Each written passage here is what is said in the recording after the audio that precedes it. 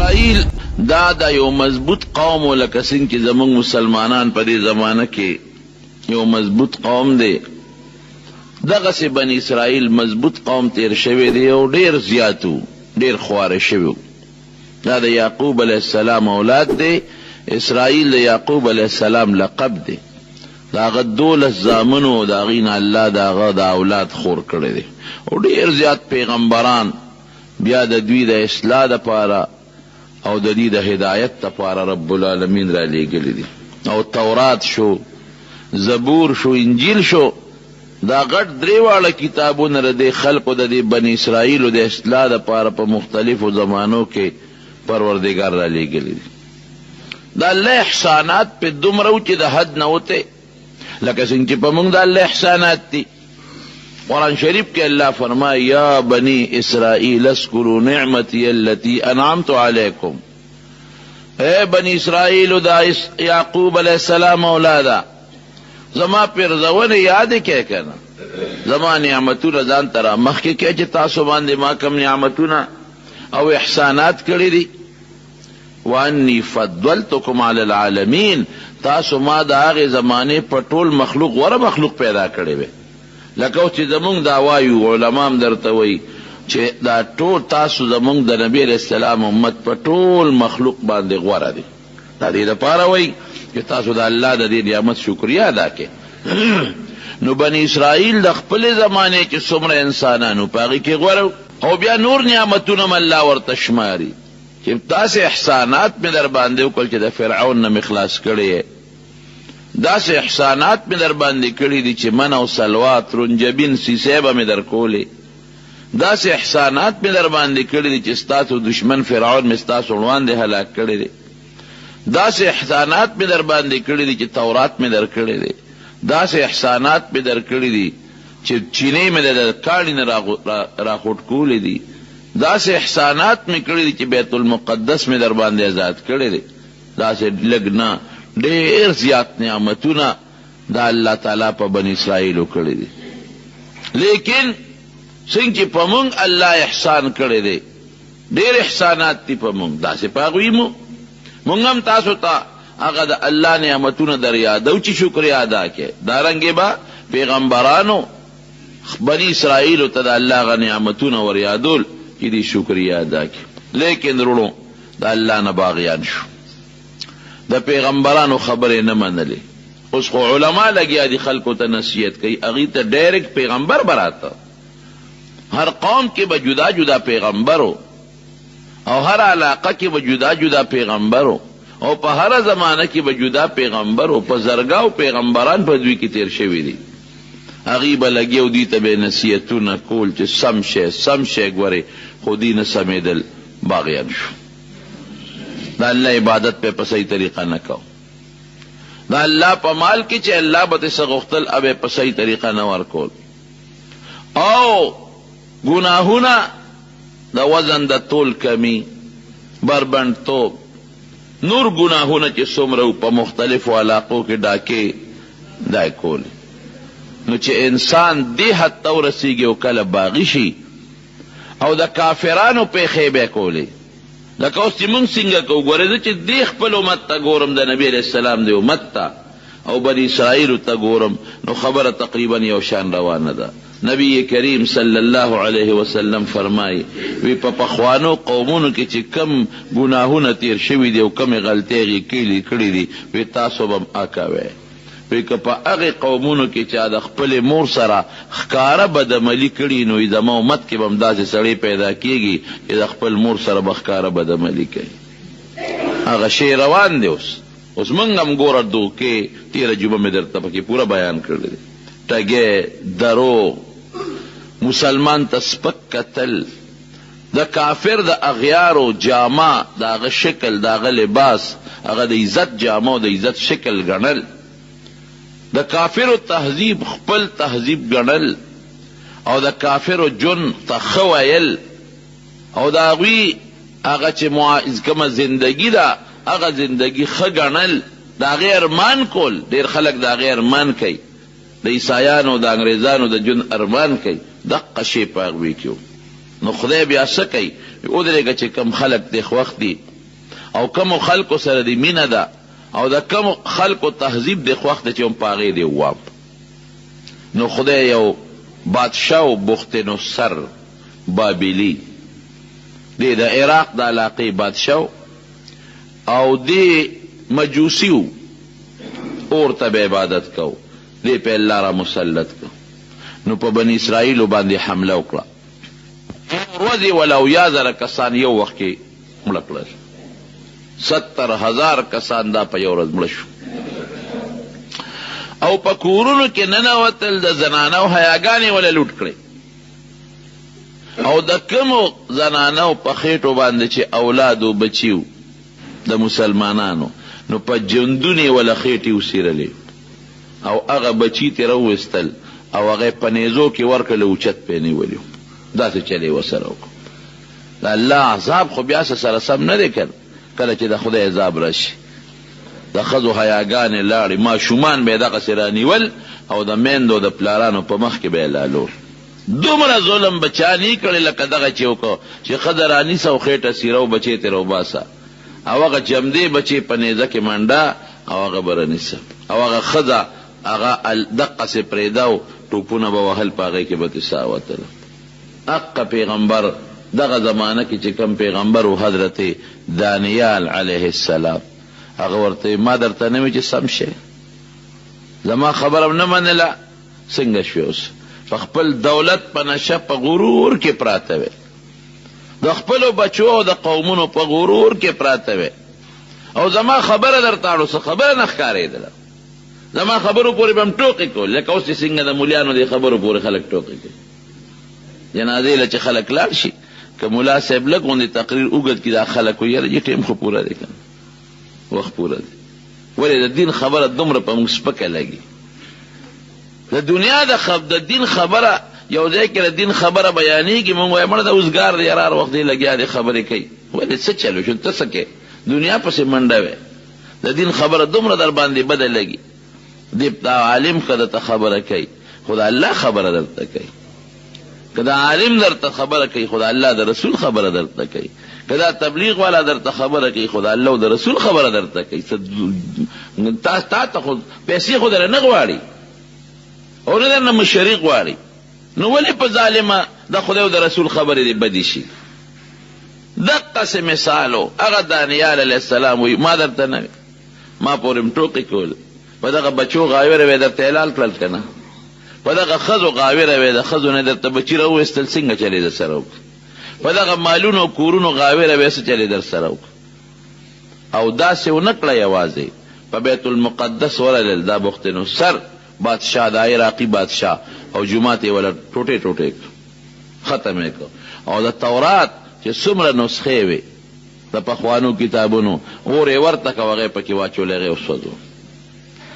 په لکونو خلک یې مړه کړل ښځې ماشومان بچي او اویا زره کسان دی گرفتار کړل لاسونه خپې یې ولو تړل او دی عراق ته بوتل او یو لوی جیل کې غون ور واچول.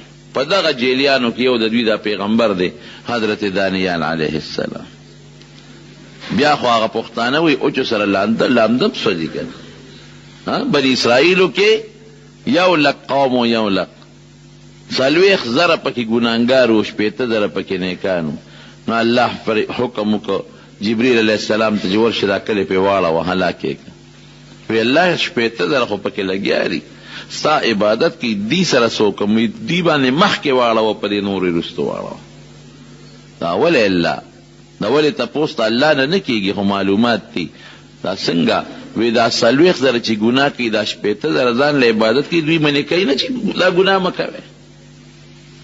د دین زما په دې خلاف وړه نه دړدېږي چې زما دشمني څوک کوي که ردي په زړه دړدېدی لږ لاس خو بیا ولې نیولی وی چې وروره مه کوه دا ګناه وروسته به بیا په خپل نیت تر سړی پاسي نیک که نیک پکې مړ دی به په نیکۍ پاسي او که بد مړ دی په بدۍ به پاسي خو دې وخت کې ټولو له سزا او عذاب ورکه.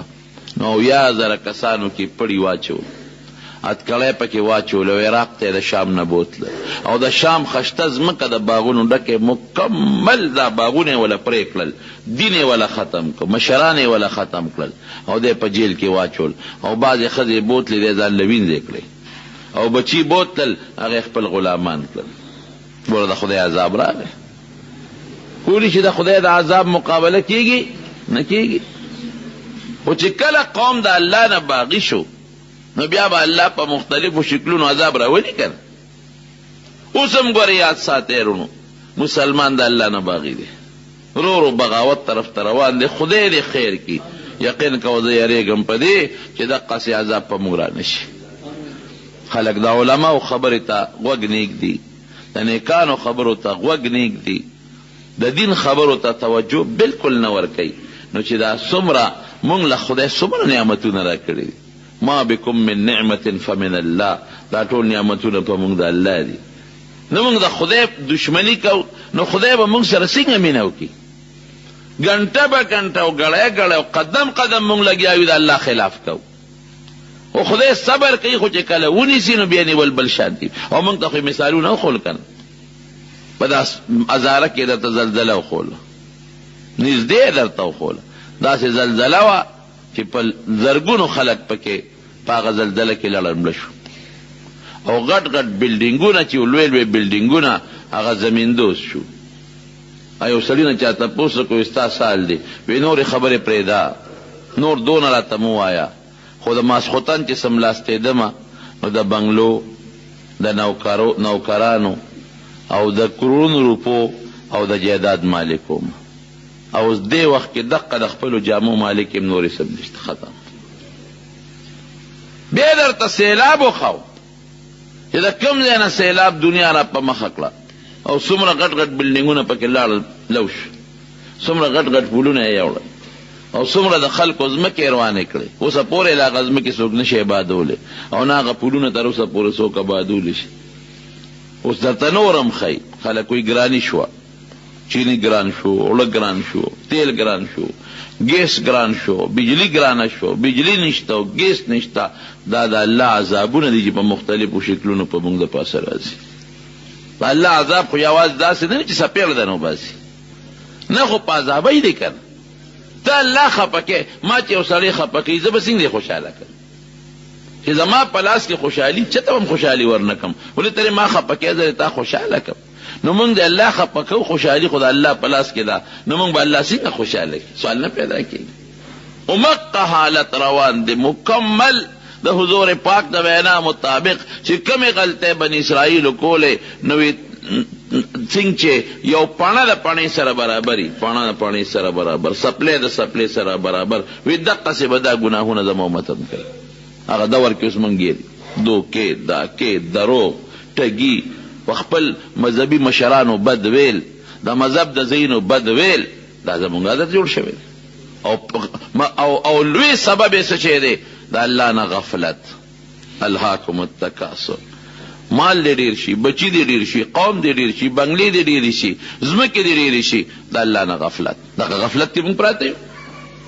دی ټول بوتلل جنا او یا زره کسان قیدیان دی د عراق په جیل کې ور واچول.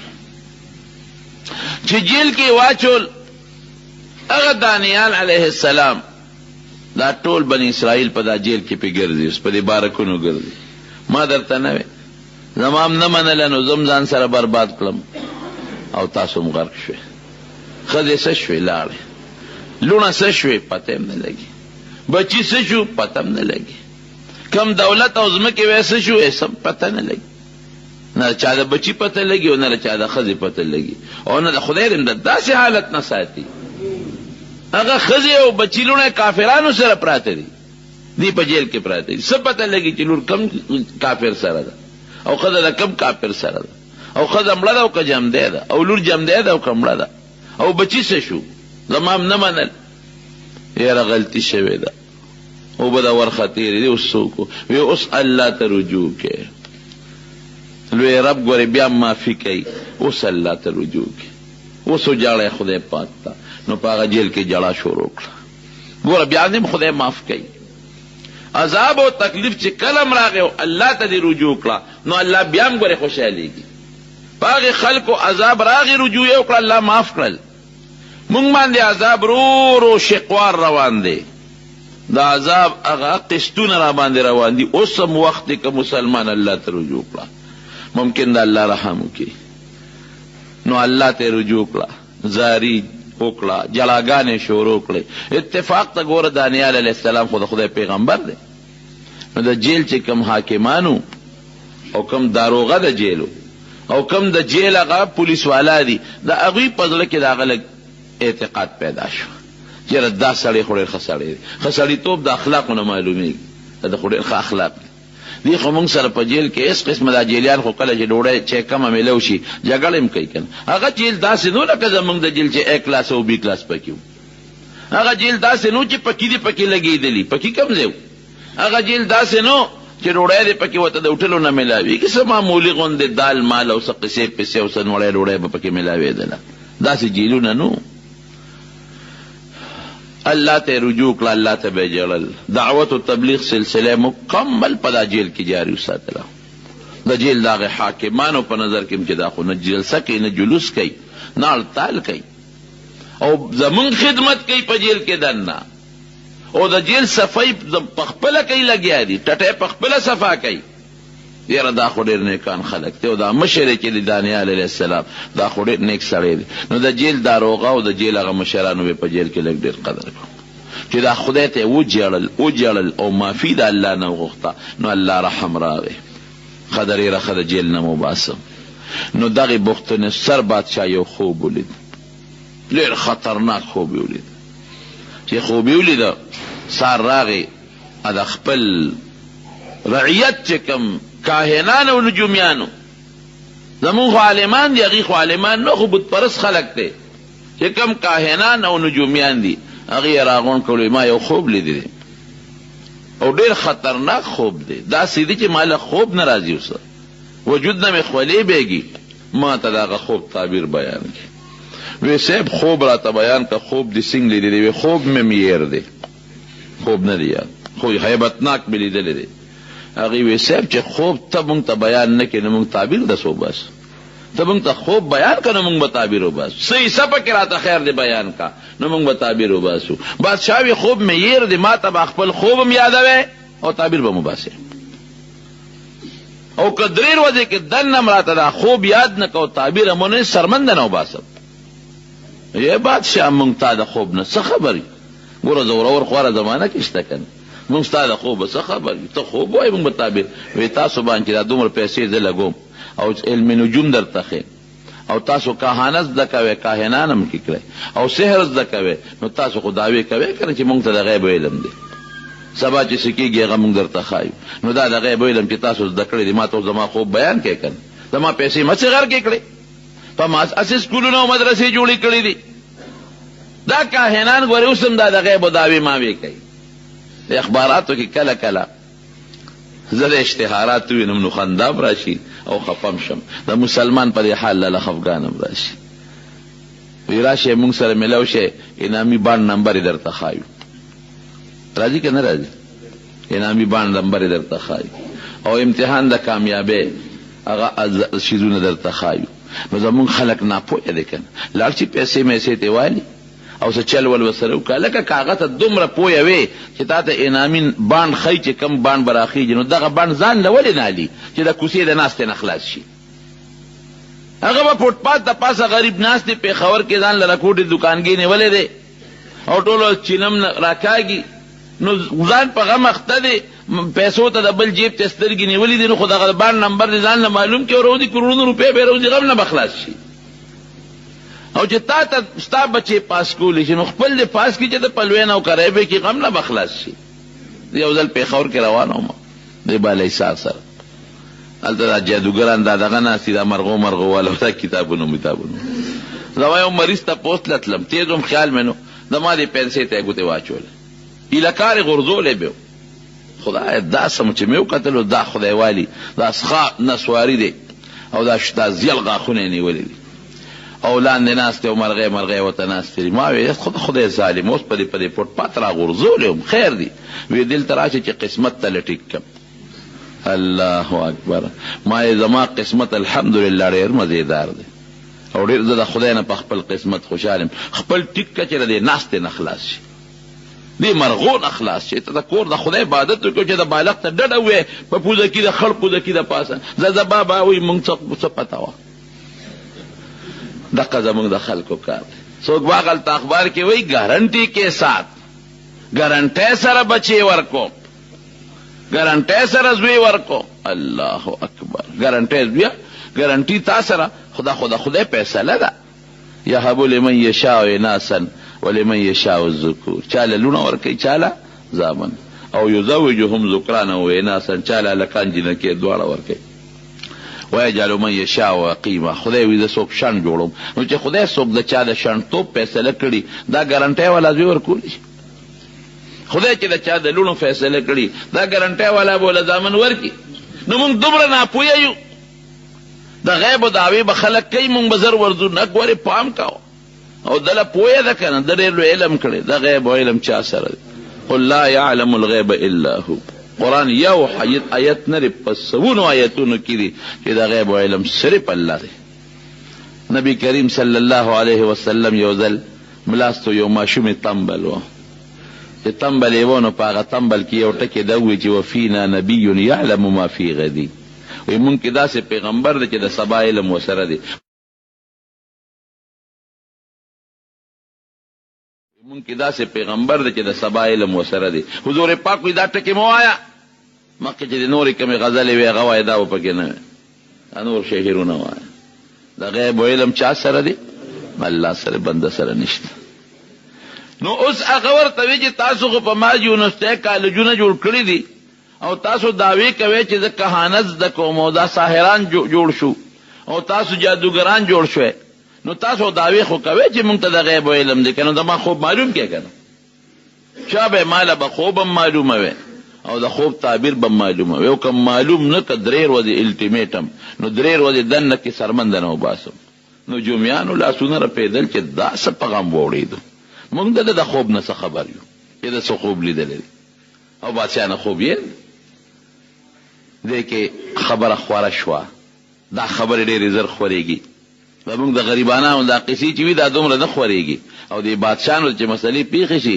دا زر خورېږي تاسو وګورئ که نه هاي میمو سکینډل او بل سکینډل دنیا ته خبر ده جیل ته خبره ورسېده دانیال علیه السلام د جیل هغه داروغه زه ورغی وی داسې کار دی تاسو بادشاه خوب لیدی دی او تعبیر غواړي او خوب هم غواړي وی ما ته دا خوب هم معلوم دی او تعبیر هم ما ته معلوم دی او لړ شه بادشاه ته دی ووایه چې دغسې جیل کې یو سړی دی او هغه ته ستا خوب هم معلوم دی او ستا د خوب تعبیر هم معلوم دی او دی کې داروغه ته وی ستا هم خیر دی او زما هم پکې خیر دی وی ستا پکې دا خیر دی چې ستا ته به بیلې ولګي درجه به دې اوچته شي نمبرې به دې زیاتې شي ترقی به درته میلاو شي او زما پکې دا خیر دی چې ممکن ده د جیل نه وځم دا ملګري د جیل نه وباسم او د جیل داروغه وایي چې ګورې زمونږ دا بادشاه ډېر سرکشه دی او هسې نه چې زه ورشم او نه راته خوب معلومي او نه درته تعبیر معلومي نو مونږ پې بېغمه نه کوې مونږ له کارونه ګورې او وی نه که نه به زه دعوې سره درته وایم چې ما ته خوب هر څه معلوم دی خو ته ورته ووایه دا داروغه لاړ بخت نصر ته وایي چې دغسې ما سره جیل کې صاحب یو قیدي دی او ډېر ښه سړی دی او ټول صفتونه یې وکړل هغه قیدیانو کې دی چې هغه د شام نه موږ راوستي دي ډېر نیکان خلک او ډېر عبادت گزار دی او دا مخې رڼا کوي او هغه دا دعوه کوي چې ستاسو د بادشاه خوب هم ما ته معلوم دی او تعبیر هم ما ته معلوم دی وی شبه فورا یې راوله خشته جامې ورته واچوه جیل نه وباسه ښکلې جامې ورته واچوه حاضر د جیل هغه داروغه راغی او دانیال علیه السلام ډېر ښکلې مزیداره جوړه راوړه یې ورته واچوله وی راځه ستا خو کار وشو بادشاه له دې بوځم چې لاړ بخت نصر په خپل تخت ناست دی ورغې سلام یې ورته وکړ داروغه ورسره دی نو دی بر اوچت کو په تخت کې وی زما خوب تا ته معلوم دی ما ته زما خوب ویلی شوی یو څه او تعبیر به یې مو وی او بالکل وی ښه دلته راځه په تخت کې کښېنه او چې څومره کاهنان او نجومیان او دا خلک ناست دي وزیران دا هم په دربار کې ناست بادشاه ورته ویل اول د نه یو تپوس کوم وی زما د دربار خو دا طریقه ده چې څوک دلته راشي ما ته سجده کوي تا ما ته سجده ولې ونه کړه زما تعظیم دی ولې ونه کړو؟ اوس که دانیال علیه السلام ورته دا وایي، ګوره پیغمبر ګوره عقلمنه مې، پیغمبر له خدای ډېر عقل ورکړي، که ورته دا وایي چې نه صاحب زه خو پیغمبر یم، پیغمبران خو چاته سجدې نه کوي، که دا ورته وایي چې ما ته خو خپل خدای ویلي دي دا خو ګناه ده، نو ممکن ده چې سزا وله ورکړي. هغه جذباتي بادشاه و، د دوی دشمن و، او ورته څه وایي؟ وی صاحب زما یو مالک دی، دا دانیال علیه السلام ورته وایي زما یو مالک دی او زه ورته رب ویم، ته چې څنګه خپل ورته رب وی. هغه مالک هغې رب ماله ستا د دې خوب پویه را کړې ده، نو که ما تا ته سجده کوله نو ستا نقصان و زمام نقصان. وی زما څه نقصان دی او ستا څه نقصان؟ وی زما دا نقصان و چې ما له د دې خوب پویه را کړې ده چې دا کوم خوب تا ته اوس بیانو، د دې علم یې را کړی دی. نو که ما د هغې مالک ما ته دا ویلي دي چې ته به ګورې سجده بل چاته نه کوې، صرف ما ته به کوې، نو که ما اوس تا ته سجده کړې وي نو ما نه به دا علم والي، نو زما هم تاوان شو، ستا هم تاوان شو که نه، چې د خوب علم رانه لاړ نو ته به دقسې ناست دی او څوک درته خوب بل څوک نشي ویلی. یاره وی ته خو ډېر هوښیار یې. وی زه د خپل اور عبادت کوم، خو چې مخامخ ورته ناست یم نو سر ورته ښکته کوم، او چې دې خوا شم نو بیا پې پروا نه ساتم، خپل کار به کوي. او ګوره ستا مالک چې دی هغه ته نینې او بیا هم ته دونه قدر کې، بیا هم ته دومره لحاظ کې، ته خو ډېر ښه سړی یې. وی ښه اوس ووایه زما خوب څنګه دی، ما څه خوب لیدلی دی؟ مشرق ته ورسېد او دا بل لاس مغرب ته ورسېد، او دا بوت سر د سرو زرو دی، سر او سینې د سپینو زرو ده، او دا خېټه د تانبې ده، او دا پتونانې د پیتلو دي، او د کونډو نه لاندې د خپې د اوسپنو دي، او دا لاندې د پنجې د خټو دي. او ته ورته حیران ګورې چې خدایه دا لا څنګه بوت دی، او هر اندام یې خپل چمک وی، سر یې د سرو زرو چمک وی، سینې د سپینو زرو پړق وی، خېټه د تانبې پړق وی، رونونه د پیتلو پړق وی، او لاندې خپې د اوسپنې چمک وی، او لاندې خپې په خټو کې دي. نو ته حیران یې چې دا نقش و نگار والا خشته بوت، دا دومره غټ بوت، او دا لاسونه مشرق مغرب ته رسېدلی، او عجیبه دا ده چې خپې د خټو دي، په خټو پخپو څنګه ټینګ ولاړ دی. وی ته په دې سوچ او په دې فکر کې چې دې کې د بره نه یو غټ کاڼی را پرېوته، د دې بوت په سر باندې د اسمان نه یو کاڼی راغی او دا بوت یې وو، او چې د دې بوت دا سر یې څنګه وو نو دې ایره ایره که ختم یې که، د ده نه یو وجود جوړ شو، هغه سره سپین تانبه پیتل اوسپنه ټول ویلی شو، یو وجود ته جوړ شو. مخکې خو سره ځان له سپین زر ځان له پیتل تانبه ځان له وه، اوس ټول ګډوډ شو، هر څه ګډوډ شو، او هغه کاڼې غټېده غټېده غټېده، د بوت هغه ځای د اسمان د ځمکې پورې هغه کاڼې ونیوه. وی په دې سوچ کې وی چې راویښ شوې، خوب مې تا ما چې څه وی دقسې دې لیدې دی، وی دقه ټکې مې لیدې دی. الله اوس مهرباني وکړه ما دې تعبیر بیان کړي. وی څه فرق خو نشته چې ما درته څه ووی، د دې خوب تا چې څه لیدلی دی، وی چې ما څنګه لیدې پوره ټک په ټک دې راته دقسې خوب وی، ما نه یې رایات دی که راته. اوس یې تعبیر راته ووایه. اوس به ته وایې چې یاره د غیب و علم خو ما سوا د الله نه بل چېرې نشته. نو دا دانیال علیه السلام د دې خوب نه څه خبر شو. نو پیغمبر تم ګوره د غیب و علم نشته، دا په طریقه د معجزې ورته خدای پاک بعضې څیز وښیي، بعضې ورته نه ښیي. لکه زه به د هغې مثال درکړم. معجزه څه ته وایي؟ حضور پاک مبارک دا معجزه وه چې په خوراک کې به برکت پیدا کېده. د 3 کسانو خوراک کله 300 کسانو هم خوړلی دی، دونه برکت په پکې. لیکن کله کله 9 ورځې نار دی او په خېټه کاڼي تړي. معجزه د انسان د پیغمبر په اختیار کې نه، هغه د الله په خوښه ده. چې الله کله وغواړي نو معجزه ښکاره کړي، او چې الله کله نه غواړي نو نه ښکاره کوي. کله 9 ورځې نار دی، ډوډۍ نشته، او کله د 2 کسانو د 3 کسانو د یو جامپیو نه 300 کسان مړیږي. نو معجزه د پیغمبر په اختیار کې نه، د چا په اختیار کې؟ الله. چې الله کله غواړي صادره کی، چې وی نه غواړي نه صادره.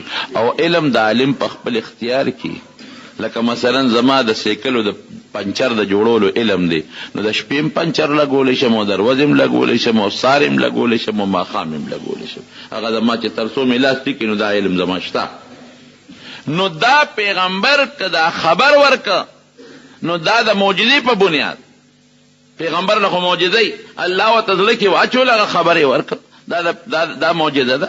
داسې نبی کریم صلی الله علیه وسلم ډېرې پیشنګویۍ ورکړې دي، سبا به داسې کېږي، بلوز به داسې کېږي، خو د معجزې په بنیاد. کله چې خدای غواړي نو دا خبر ورکړي، کله چې خدای ونه غواړي نو نه یې ورکوي. بی بی عایشه صدیقه رضی الله عنها په یو سفر کې و د حضور پاک سره او د هغې نه امیل روک شو. خلک ورپسې ګرځېدل، امیل نه پیدا کېده، نمانځه وخت شو، اوبه نشته. خلک رالل حضرت ابوبکر ته وی دا ګوره د عایشې ستا د لور د لاسه خلک په لوی مصیبت کې پراته دي، دې امیل روک کړی دی او خلک اوس امیل پسې ګرځي او نبي علیہ السلام د هغې په طلب کې صحابه ګرځئ او اوبه نشته، اوس به څه کېږي؟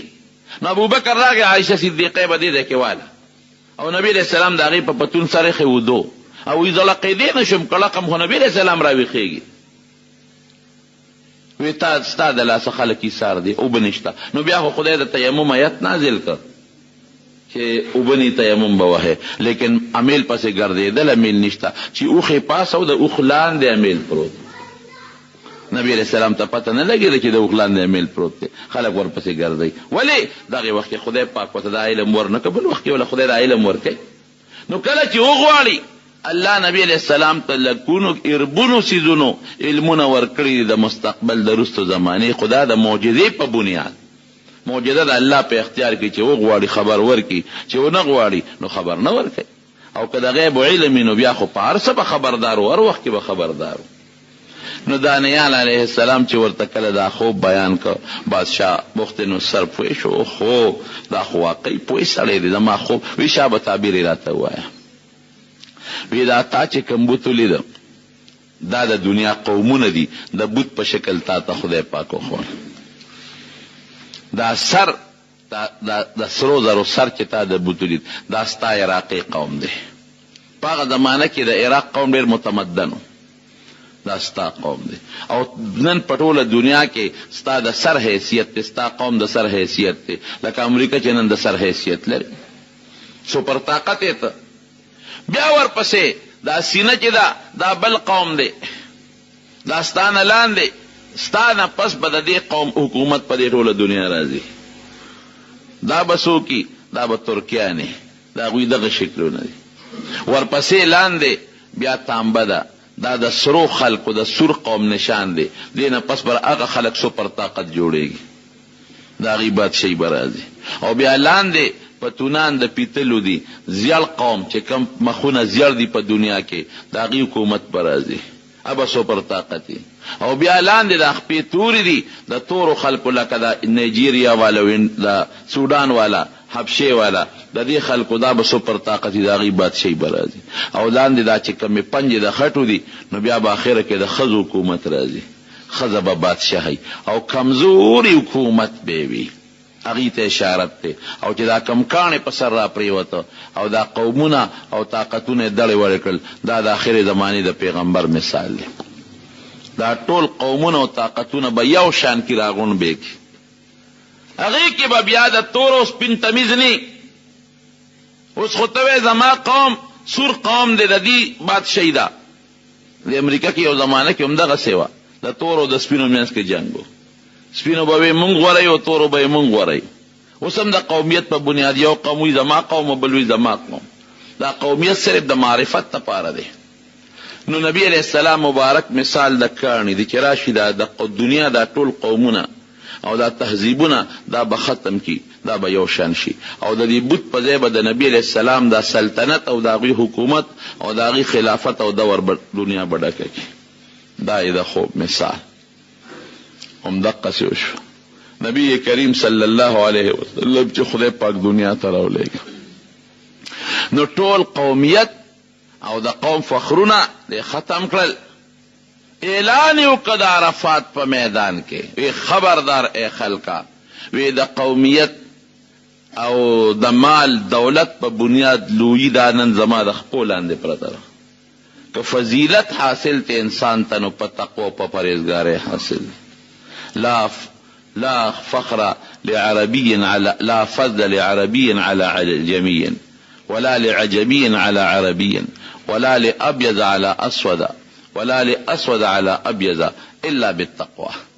دا عربی پا عجمی و دا عجمی پا عربی ایس فضیلت نشتا.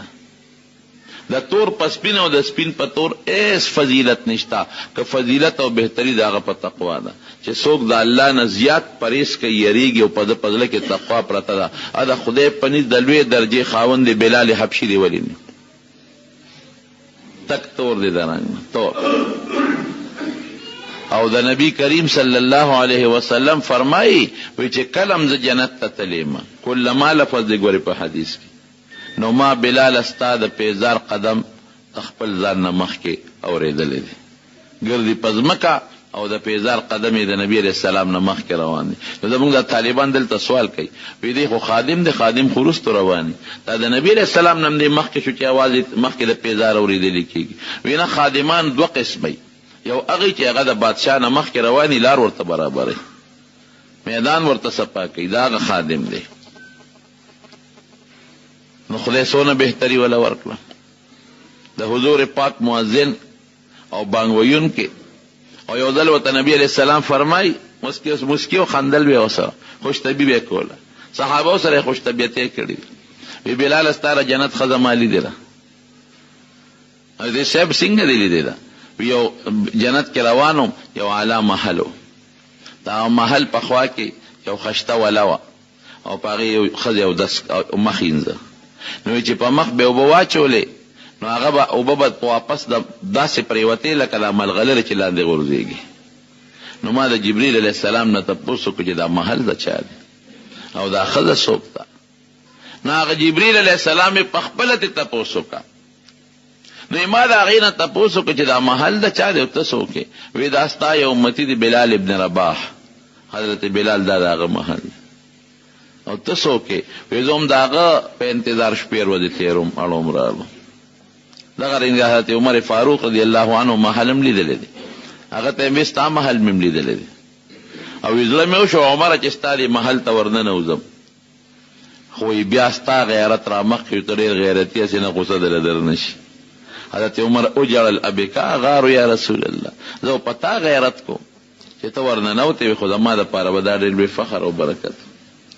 نو ابو لہب تک سپین خشتخ کولے ابو جہل دا قوم سردار عتبہ امیہ دا قوم سرداران تقوی پکی نشتا ایمان پکی نشتا جہنم خشاک او بلال تک تور صہیب او دارنگے دا سلمان او دا خباب دا غلامانو لیکن تقوی پکی دا جنت سرداران دے. نو نبی علیہ السلام مبارک ذات پت ختم کا دا پا اندوانو کشتا دا چوت قوم دے و دا فلان کے قوم دے و دا فلان کے قوم دے دا قوم با بادشاہی کئی و دا با بادشاہی نکی نا دا پا کے نشتا. اسلام دا رنگ نسل دا قوم تفریقہ مکمل ختم اکلا دا فرق دے او بہتری دا اگر پا ایمان پا اسلام و پا تقوی باندے دا. نو جناب داوی دا نبی علیہ السلام مثال شو. نو بخت نصر سے چلو بخت نصر اغتوی وایا اس بدا سے مہربانی باو کے چیتا بدا ما وزیری دانیال علیہ السلام تی تالا خو خدای ریر پوئی در کرده اور ریر اقلی دل در کرده تو مانا لبارکی گی نا ما سر بتا وزیری وزیر او نور مطالبہ ویدا ما قوم جیل کے پراتری ویدا با عزت سر اخلاص کم بالکل عزت سر او ویدا ما دا قوم لونا او زما دا قوم خوین دی اغستا دا سپایانو دا پوچ پا غلامے کی دی وی بالکل بخلاصی بی دا بر اخلاصی کم ستاسو بچی بم آزاد کم او دا چا چی کم بچی دی اغا دا عدی بوزی او دا چا کم خدا دا او تبا ما سر وزیری وینا صاحب زما بلا مطالبه دا زبستا دا سلطنت لاندی وقت روم خو ما بخپل شام بیت المقدس تلیگی چی دا خپل علاقہ بادا کم دیر خدا و مغا شامی واپس والا ورک اغا بیت المقدس واپس والا ورک اگا خزی بچی لونا چے کم غلامانو پہ عزت ورطا واپس ملو شو خو سزا خوی اسا کلکنا الله سزا ورکړه خو چې بیا الله ته جړو فریاد وکړه انابت الله راغی الله ته جړو فریاد شو نو الله بیا معافي وکړه. رونو دقه دور روان دی ګوره د خدای د عذابونو مختلف شکلونه په موږ د پاسه را روان دي. دا ګرانی دا او دا بیماری دا او دا ماشي دی او دا پلانکی وایرس دی او ډینګي وایرس دی او دا فلانکی دی او فلانکی دی او فلانکی دی. دا ټینشن موږ د دماغو کې جوړ دی. دا سوچ او غلط فکرونه سوچونه زموږ په دماغو کې پراته دي. دا موږ د خدای نه لري یو خفه کېږي. یو صرف موبایل باندې چې څومره ګناه کېږي په موبایل یقین کوا که 100 کاله مخکې په سینما کې په بربنډو فلمونو دونه ګناه کېده. سینما ته به یو 100 کسان تلل دونه به نه تلل. د کلي نه به یو 2 کسه لاړل او یو فلم به مثلا وکته. سینما کې به یو 1500 کسان ناستو فلم به وکته. لږ کسان به تل بېدینه کسان به هر سړی به نه ته. او راشه نن وګوره موبایل کې یو کارډ واچي څه ورته وایي هغه شي ته میموري کارډ پکې ور واچي او په سوونو بربند فلمونه در سره په بلستان کې پراته دي. بچی نه ته خبرې سره په بلستان کې پټ کړی ته خو یې زه مودیم او بچی مې موده دی او هغه بربند فلمونه ګوري. ښځې ګوري جنکۍ ګوري هلکانې ګوري. نو په دې دومره لویه ګناه به د خدای غصه په جوش کې راځي که به نه راځي؟ موږ وایو ګراني شوه بجلي نشته او بیماری شو کینسر شو پلانکی بیماری ورپسې نورې را روانې دي. د خدای نه مونږ لري یو که نه. یو موبایل باندې څومره ګناه.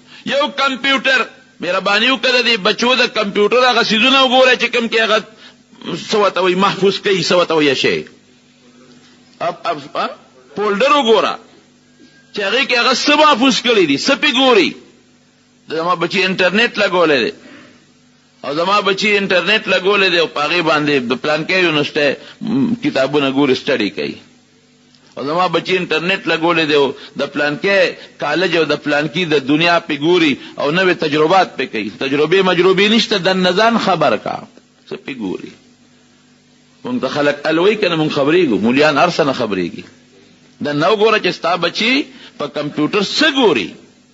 تا ته په څه باندې کمپیوټر پته اغشته دی او تا باندې انټرنیټ په څه بنیاد لګولې دی او کوي په څه دننه هغه شی وګوره که نه هغه لګولی او اوس هلکان هم په الف لامو دي هغې پکې هغه دغه نمبر یې خپلې ورکړي د خبر شوی یم چې بل څوک یې ګوري نه کوډ یې ورکړي.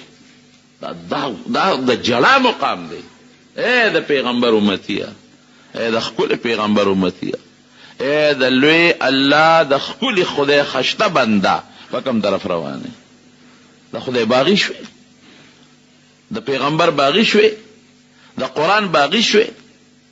دا دومره تکالیف چې زمونږ پیغمبر علیه السلام او صحابو تیرول دی څه دې لپاره تیرول چې تا نه به دا مسلمان جوړېږي. هغه دوکه او ټګي په خپل ځای دا شی به نه جوړېږي. جنکۍ لکان ټول یو شان دی په دوکانونو کې ځای بس به یو شی وړو په 15 روپیا ورکوه او د دنیا فلمونه درته اچوي او د دنیا بربنډتوب به پې ګوري. ته د خدای نه یېرېږي د خدای د قهر نه ته بالکل نه یېرېږي. دا سیلاب نه دې عبرت وانه غشته زلزلې نه دې عبرت وانه غشته دې ګرانو نه دې عبرت وانه غشته. ملا درته خبرې کوي یا در باندې بوج دی. تبلیغ والا غریبانان درته لګیا دي در باندې بوج دی. خدای له دې دلته کې بلی مړه هر وخت لګیا دي صاحب اړې را غوږونه یې راله ستړی کړل. دغه شی چې دې غوږ ته نیولې دی په هغې نه ستړی کېږي. دا مونږ دق الهاکم التکاثر الله وایي دا خو د دنیا سزا ده. وایي د مال ډېروالي د بچو ډېروالي غافله کړی حتی زرتم المقابر. دنیا کې به هر څه تیر شي خو مقبرې له به ځای که به نه ځای د قبرونو ملاقات به وکړي. نو بیا به هلته سي کلا سوف تعلمون ثم کلا سوف تعلمون پوی به شی وایي نور تفصیل لته نه وایي خبر به شی. کلا لو تعلمون علم اليقین لترون الجحیم دوزخ به راته ښکاره شي. ثم لترونها عین الیقین ثم لتسألن یومئذ عن النعیم. تپوس به درنه کېږي دا مال مې دې نه درکړی و دا ځواني مې دې نه درکړې وه دا سترګې دې نه درکړې چې ته بې زناکارۍ ته ګورې دا غوږونه مې دې نه درکړې چې ته په ډمتوب اورې دا خوله مې دې نه درکړې چې ته په کنځل کې دا الله په خدای څومره یاد که په دې سترګو د الله ته او د الله کائناتو نه څونه عبرت واخیست او په دې غوږونو د خدای ذکر او د الله دین څومره واورېده. هغه د بني اسرائیلو قصه ده. حذو النعل بالنعل، څنګه چې سپلی د سپلی برابر ده. هغه څیز د حضور پاک مبارک پیشنګویي ده چې که بني اسرائیلو کې مور سره چا علانیتا ښکاره زنا کړي وي زما امت کې به هغه خلک پیدا شي چې خپلې مور سره به دغسې کوي. دا به کېږي خو خدای دې موږ د دې عذاب نه وساتي. ورونو بس یو خبره درته الله ته رجوع کوي. زمونږ خو زما خو ورونه یې دومره محبت سره ما له راځئ منزله د لرې لرې ځای نه، نو زما پیرزونه ده چې تاسو ته ووایم ځکه رور چې رور ته څنګه وایي یو دا مهرباني کوئ الله یاد ساتئ، الله ذکر کوئ، استغفار ډېر وایئ. استغفر الله استغفر الله استغفر الله. رسول الله صلی الله علیه وسلم فرمایي وی زه روزانه 100 کرته استغفار وایم او بل روایت کې راځي وی زه 100 نه زیات استغفار وایم روزانه. نبی علیہ السلام فرمایي استغفار کې څوک وایي ما كان الله ليعذبهم وانت فيهم وما كان الله معذبهم وهم يستغفرون. وی نبی علیہ السلام ته الله وی تر څو ته موجود دې په دې خلق عذاب نه راولم، دا عذاب د پاره ستا وجود دفاع ده او ستا نه پس دې استغفار او عذاب به نه راولم. استغفار وایه. استغفر الله الذي لا اله الا هو الحي القيوم واتوب اليه. یا استغفر الله من كل ذنب واتوب الیه. کدانی وی استغفر الله استغفر الله استغفر، دا یو ټکی خو ته یاد دی، دا ډېر وایه. دویم تلاوت د قرآن شریف کوي، ذکر و اذکار کوي، نیکانو خلق سره عالمانو سره خپل تعلق پیدا کړي او د دین په خبرو متنګېږي. که مقبره کې وي، که په جنازه کې وي، که په صلح کې وي، که جمعه کې وي، که اختر کې وي، که تبلیغ والا حضرات چې څوک د دین خبره درته کوي غور سره اوره. دا ووایه چې دا زما د خدای خبرې د انسان په ژبه چلېږي، زما د پیغمبر خبرې د انسان په ژبه چلېږي، زما د فایدې خبرې په هغې مه تنګېږه. ګورې د خدای غضب له به دعوت ورکړي. الله به ښه زما په خبره ته تنګېږي، په قهر به شي درته خدای پاک. الله ته انابت، الله ته رجوع، خدای یادول دا د عذاب تنبه ده. په دې به د نه خدای عذاب تنبوي.